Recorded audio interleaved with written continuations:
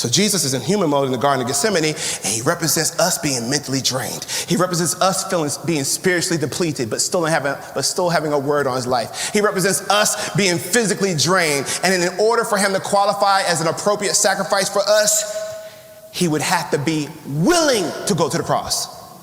It couldn't look so easy, because Christianity is not easy. He had to model what many of us go through, but at least we don't have to die for it. He has to model the sacrifice. He has to model God asking more out of you when you're depleted and you're tired and your marriage is jacked up and you're done and the kids aren't behaving and you don't have no money and you won't get approved, but God still keeps giving you this word. He has to model it. He has to be it. It can't be fake. He's not acting. This is not a script. This moment that he's having in the garden is catching him off guard. For the first time, I feel weak. I'm so weak that the disciples that I correct, the disciples that I say, stay over there, I'll go over here, I'll go to the other side. See, the strong version of Jesus is willing to go to the other side and leave the disciples by himself. The weak version of Jesus is in the garden asking them to stay awake and pray with me. Who are you? God, you're asking humans to stay awake and pray with you? You're asking somebody to stay on the phone with you? Just stay on the phone, don't hang up. Wait, this is supposed to be Jesus who walks on water. This is Jesus who healed the blind man. This is Jesus. What happens? He's turning into a seed. He's going into the place of darkness. He has to look regular. He has to look weak. You can't take him strong. I got to be planted weak. I don't count as a seed. I won't be a savior harvest unless I have the posture of a seed.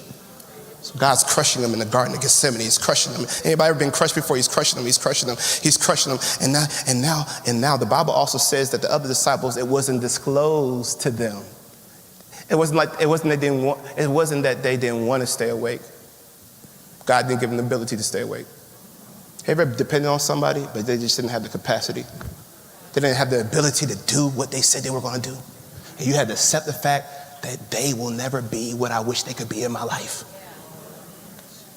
Have you ever had that feeling? Jesus, it's like, why can't they stay awake and pray? He asks God 3 times, look, can this cup pass me? He keeps saying, nevertheless, Father, not my will, but your will be done.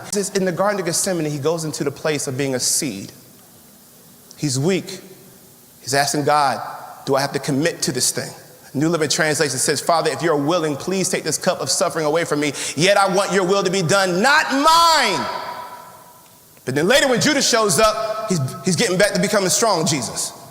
He goes, hey, my betrayer's here. He gets back to understanding, has the word of wisdom again. Why? Because after you go to a place of your lowest time, after you're willing to give God your lowest yes, not the high moment yes, not the yes because we had a prayer line, not the yes because the sermon was good, the yes while you're depressed. The yes with the suicide thoughts alive in your mind. The yes when no one cares and no one checks on you and no one calls you. And in your soul, Sister Elaine, you still say yes. It's a lonely yes.